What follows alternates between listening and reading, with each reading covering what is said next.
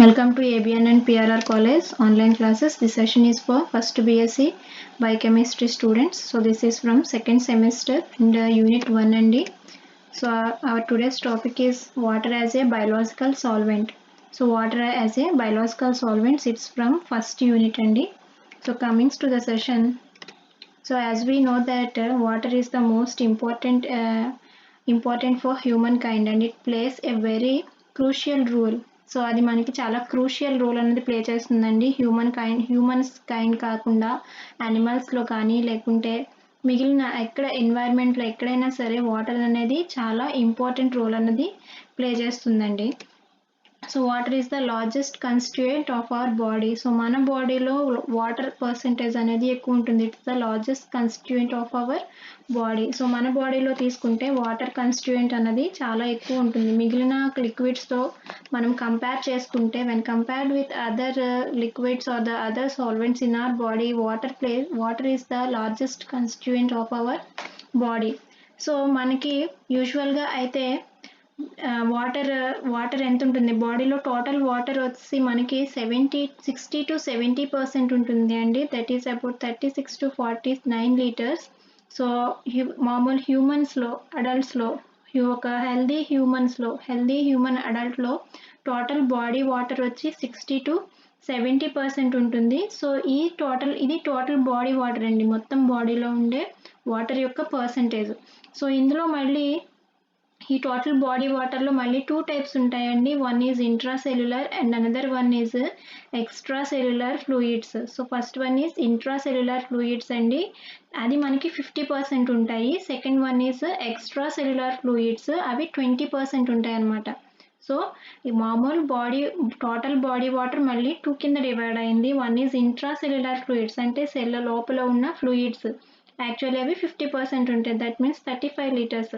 అలాగే మళ్ళీ extra cellular fluids ఉంటాయి, అంటే సెల్ బయట ఉండే ఫ్లూయిడ్స్, అవి 20% ఉంటాయి. సో ఎక్స్ట్రా సెల్యులార్ ఫ్లూయిడ్స్ వచ్చి plasma and intestinal tissue fluids అండి.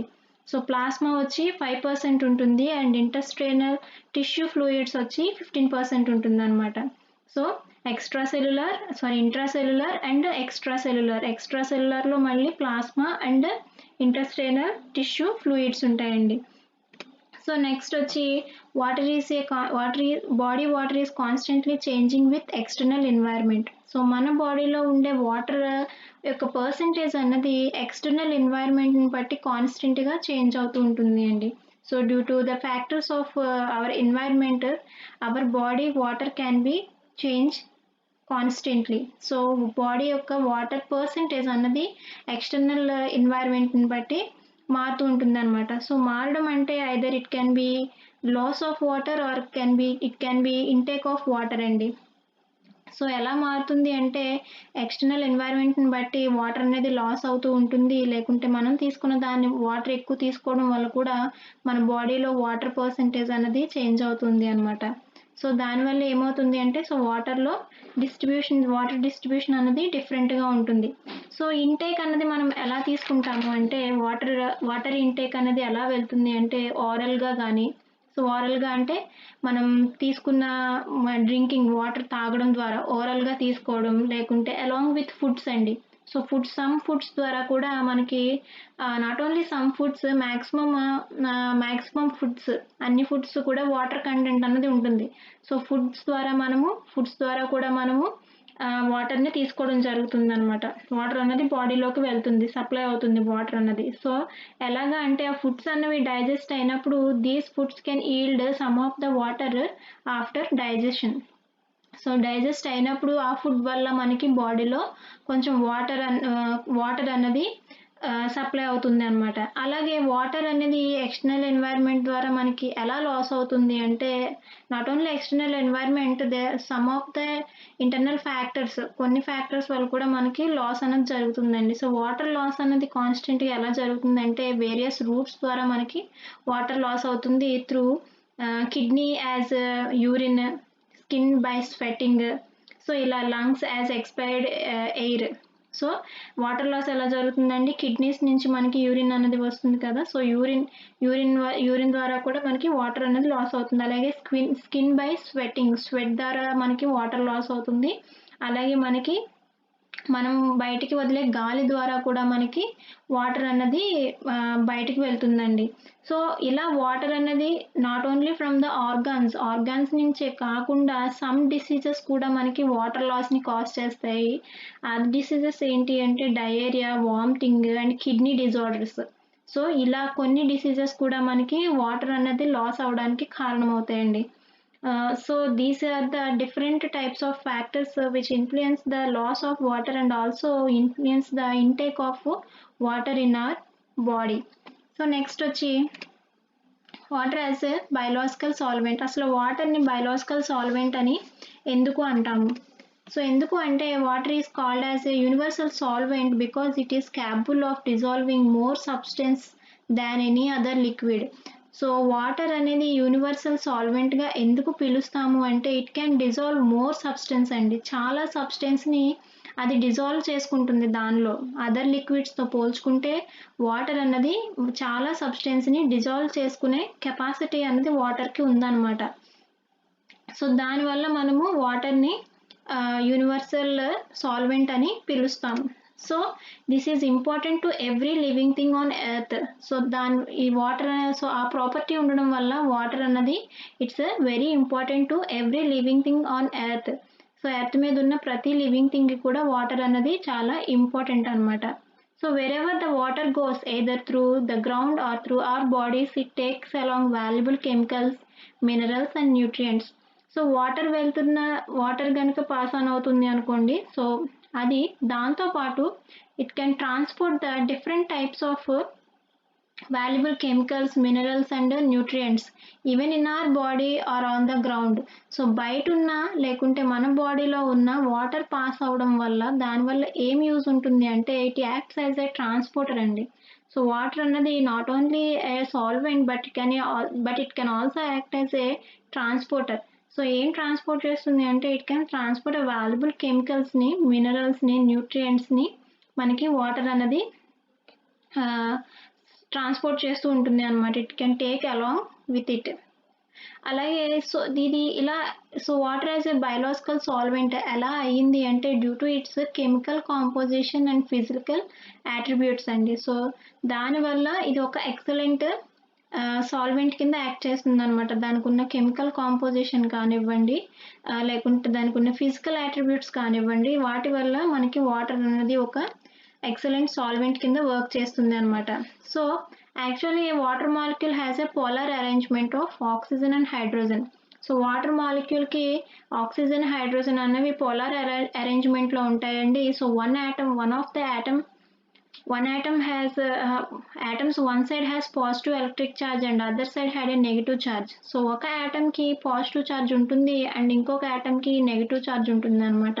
పాజిటివ్ వచ్చి H+ ions and negative charge వచ్చి O అండి, ఆక్సిజన్. సో దానివల్ల మనకి ఆ ప్రాపర్టీ ఉండడం వల్ల positive charge and negative charge రెండు కలిసి ఉండడం వల్ల మనకి వాటర్ అనేది ఒక బయోలాజికల్ సాల్వెంట్, ఎక్సలెంట్ బయోలాజికల్ సాల్వెంట్‌గా మనకి యాక్ట్ చేస్తుంది. సో ఆ ప్రాపర్టీ ఉండడం వల్ల మిగిలిన లిక్విడ్స్‌ని లేకుంటే మిగిలిన సబ్స్టెన్స్‌ని ఇది మన వాటర్ అన్నది ఈజీగా డిజాల్వ్ చేసుకునే కెపాసిటీ వస్తుందన్నమాట. సో ఇలా మనకి వాటర్ అన్నది మనకి నేచర్‌లో కానీ, మన ఎన్వైర్న్మెంట్‌లో కానీ, లేకుంటే మన బాడీలో కానీ వెరీ క్రూషియల్ రోల్ అనేది ప్లే చేస్తుందండి. So most of the chemical reactions important to life take place in watery environment inside the cell అండి. సో చాలా కెమికల్ రియాక్షన్స్ అన్నవి వాటర్ ప్రెజెన్స్‌లోనే జరుగుతాయి అన్నమాట. సో ఇన్సైడ్ సెల్ లోపల జరిగే చాలా కెమికల్స్ అన్నవి మనకి ఎలా జరుగుతాయి అంటే within the presence of water ప్రెజెన్స్‌లోనే మనకి చాలా కెమికల్ రియాక్షన్స్ అన్నవి జరుగుతాయి. Because it acts as a excellent solvent. So excellent solvent కింద ఉంటుంది కాబట్టి most of the chemical reactions అన్నవి మనకి వాటర్ ప్రెజెన్స్‌లోనే జరుగుతాయండి. సో ఎందుకు ఇది అంత ఎక్సలెంట్ సాల్వెంట్ అంటే due to its chemical composition and physiological attributions and also the presence of oxygen and hydrogen atoms which have the positive electric charge and the negative electric charge. So దానివల్ల due to these reasons, ఈ reasons వల్ల water అన్నది ఒక biological solvent గాను, excellent solvent గాను మనకి act చేస్తుంది అనమాట.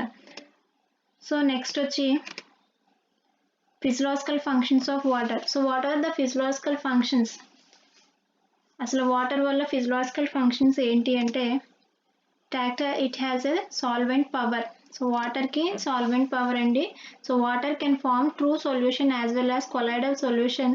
Even the insoluble substances are made water soluble. Therefore it is the most suitable solvent for cells. So insoluble substance ni kuda soluble chesukogalige capacity water ku undandi. Due to it because it has a colloidal solution, due to it can form colloidal solutions. So other substances తో ఇది collide అయ్యి colloidal solution form చేస్తుంది కాబట్టి మనకి water అన్నది insoluble substance ని కూడా soluble చేసుకునే కెపాసిటీ అనేది ఉంటుందన్నమాట వాటర్ కి. సో అందుకని ఇది it act as a suitable solvent for cells. So cells లో ఇది ఒక మంచి సాల్వెంట్ కింద యాక్ట్ చేస్తుంది అనమాట. అంటే వేరే సబ్స్టెన్స్ తో కలిసి ఒక కొలైడల్ సొల్యూషన్ ని ఫామ్ చేస్తుంది. అంటే ఆ సబ్స్టెన్సెస్ ఏంటి అంటే those are the insoluble substances. So some insoluble substances అన్నవి వాటర్ లో సాల్యుబుల్ అవుతాయి.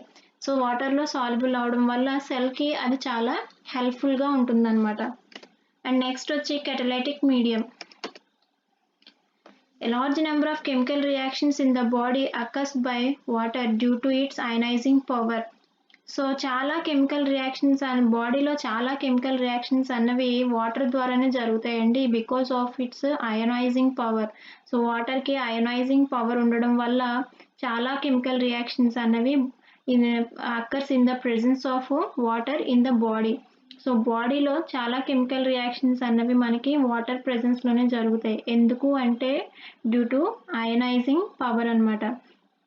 Thus all the chemical reactions in the body proceeds in the presence of water only. So అన్ని కెమికల్ రియాక్షన్స్ మ్యాక్సిమం జరిగే chemical reactions అన్నిటిలోనూ water involvement అన్నది ఉంటుందండి. ఎందుకంటే it has a negative and positive charges. So దానికి electrons ని gain చేసుకునే and loss అయ్యే ఎలక్ట్రాన్ గెయిన్ అన్న చేసుకుంటుంది, లేకపోతే లాస్ అన్న చేసుకుంటుంది. కాబట్టి అంటే పాజిటివ్ గా ఛార్జ్ అవ్వగలదు అండ్ నెగిటివ్ గా కూడా ఛార్జ్ ఉంది కాబట్టి మనకి వాటర్ అనేది చాలా కెమికల్ రియాక్షన్స్ లో ఇన్వాల్వ్ అవుతుంది అనమాట. So lubricant action. నెక్స్ట్ వచ్చి lubricant action. Water acts as the lubricant in the body to prevent friction in the joints. So lubricant అంటే ఆయిల్ నేచర్ చూసారు కదండి, ఆయిల్ ఎలా ఉంటుందో తెలుసు కదా, చాలా లూజ్గా లేకుంటే చాలా స్మూత్గా ఉంటుంది. So that is lubricant nature అండి. సో వాటర్కి వాటర్ అన్నది లూబ్రికెంట్ కింద యాక్ట్ చేస్తుంది అనమాట. ఎందుకు అంటే to prevent the friction in the joints. So joints అన్నవి మనం మూవ్ అవుతున్నప్పుడు వాటి మధ్యన ఫ్రిక్షన్ ఉంటుంది కదండి. సో ఫ్రిక్షన్ అన్నది ఎక్కువ అవ్వకుండా మనకి వాటర్ అన్నది ఒక లూబ్రికెంట్ కింద యాక్ట్ చేస్తుంది అనమాట. So these are the physiological functions of water and also the why the water is act as a biological solvent. So this is the topic today. Thank you.